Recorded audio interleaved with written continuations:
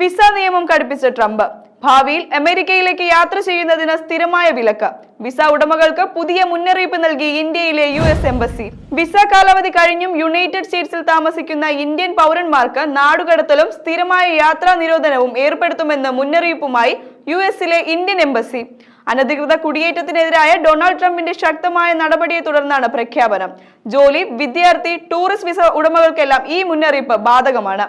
US-ൽ 30 ദിവസത്തിൽ കൂടുതൽ താമസിക്കുന്ന എല്ലാ വിദേശികളും നിർബന്ധമായും രജിസ്റ്റർ ചെയ്യണമെന്ന പുതിയ നിയമം ഉൾപ്പെടെയുള്ള കർശനമായ ചട്ടങ്ങളും ട്രംപ് ഭരണകൂടം നടപ്പാക്കി വരുന്നു. അടുത്തിടെ 2 ഇന്ത്യൻ പൗരന്മാരെ നാടുകടത്തിയ സംഭവം വർദ്ധിച്ചു വരുന്ന നിയമനിർവഹണത്തിന്റെ സൂചന നൽകുന്നു. I-94 ഫോമിൽ രേഖപ്പെടുത്തിയിട്ടുള്ള തീയതി ശ്രദ്ധിക്കുകയും അതിനു മുൻപ് തന്നെ രാജ്യം വിടുകയും ചെയ്യണമെന്നും ഔദ്യോഗിക സൈറ്റിലൂടെ എംബസി അറിയിച്ചിട്ടുണ്ട്.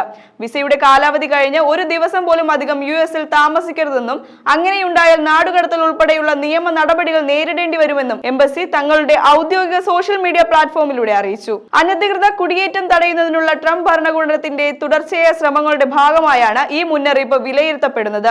നിലവിൽ US-ൽ മതിയായ രേഖകളില്ലാതെ കഴിയുന്ന 7 ലക്ഷത്തിലധികം ഇന്ത്യക്കാർക്ക് ഇത് വലിയ ആശങ്കയുണ്ടാക്കുന്ന കാര്യമാണ്. നാടുകടത്തപ്പെടുന്നവർക്ക് ഭാവിയിൽ US വിസ ലഭിക്കാനുള്ള സാധ്യതയും കുറവായിരിക്കും.